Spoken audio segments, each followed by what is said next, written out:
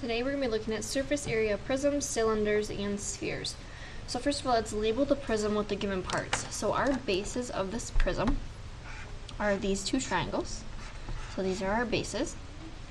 The lateral faces are the rectangular sides that we have. The height is the distance between our two bases. And the lateral edge are all those three edges we have that connect our bases. So if the prism was tipped on its side, would that change our labels and why? So if we just tipped this, it would not change our labels because the triangles will still remain our bases.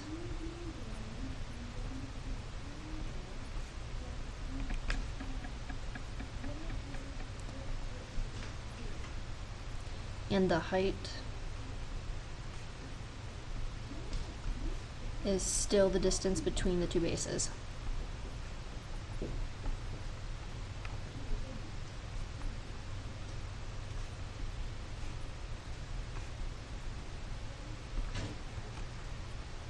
So let's look at how we can find the lateral area of a prism.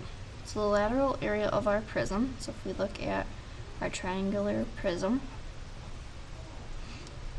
it's the P times H, and P stands for the perimeter of the base, and H stands for the height between our two bases. Surface area is when we take the lateral area and we add it to 2 times a capital B, and our capital B stands for the area of the base.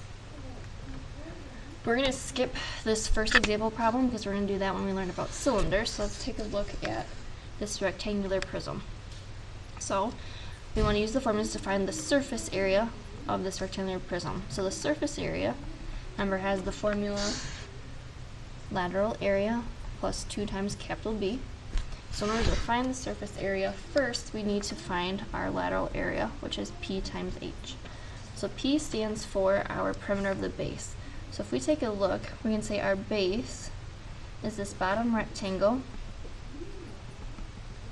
which is a 7 by 9 rectangle. So if I have a rectangle that's 7 centimeters by 9 centimeters, to find the perimeter, I'm going to add all my sides. So I have 2 times 7 plus 9 times 2.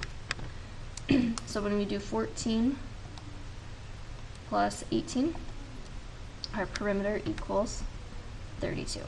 So for lateral area, our perimeter is 32, and we multiply that by the height, which is the distance between our bases. So since our base is this bottom rectangle and the top triangle, the distance between them is 1 3/3800. So our lateral area is 32 times by 1 3/3800, which is 44 1600 centimeters squared. So now that we know our lateral area, we can replace and substitute it in to our surface area formula. So we have 44 1600 plus 2 times by capital B. Remember, capital B stands for the area of our base. Remember, our base is that 7 by 9 rectangle. So to find the area of it, we do base times height. 7 times 9 is 63. So we replace the area of our base, the B, with 63. And 2 times 63 is 126. So then we can just take 126 and add 44 1600. So our surface area for this rectangular prism is 170 1600 centimeters squared. We're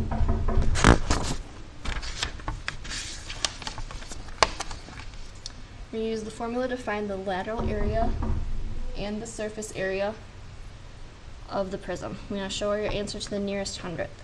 So we need to first find the lateral area, which equals perimeter times our height. In our perimeter, we are using our base, which is a triangle. So if we take a look, we have a height of 12, a base of 15, and our third length, our hypotenuse, is 19 2100. So to find our perimeter, we add all three, 12 plus 15 plus 19 2100. So 12 we have a perimeter of 46 2100. multiplied by the height, which is the distance between our two bases, which is 31. So multiply that by 31. Our lateral area is 1,432 and 51/100 meters squared. So now we need to find our surface area. And surface area equals the lateral area plus 2 times capital B. So our lateral area is 1,432 and 51/100 plus 2 times the area of our base. So now that we're looking at our triangle again, 12 and 15, the area for a triangle is 1/2 times base times height. So it's 1/2 times our base, which is 15, times by 12, which is our height. So 1/2 times 15 times 12.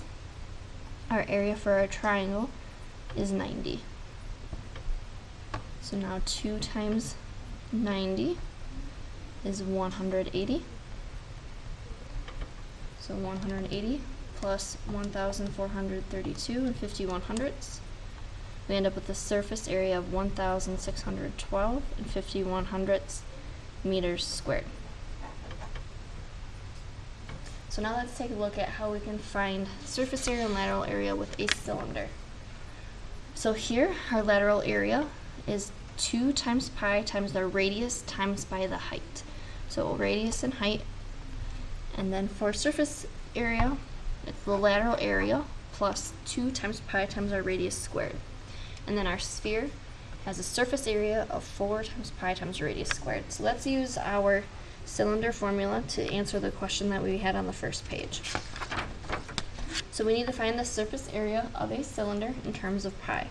So that means if you want to find the surface area, we need to know the lateral area, and we're going to be adding 2 pi times our radius squared. So first we're finding the lateral area, which if you look back is 2 times pi times our radius times our height. So looking at the cylinder, R right now is our diameter is 8, so that means we have a radius that is 4 meters.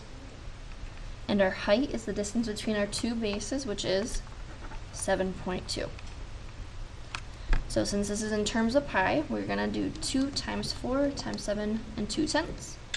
So that means our lateral area is 57 and 6/10 pi meters squared. So now to find the surface area, we're going to use our lateral area and substitute it in. So we have 57 and 6/10 pi plus 2 times pi times by our radius, which is 4 squared. So if we square 4, we end up with 16. 2 times 16 is 32. So then from here, if we take 57 and 6/10 and add it to 32, because we have like terms, we end up with 89 and 6/10 pi meters squared for the surface area of that cylinder.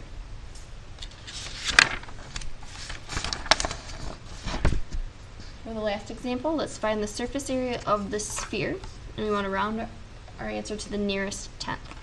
So here we have our surface area equals 4 pi times our radius squared. So we have 4 times our radius is 3.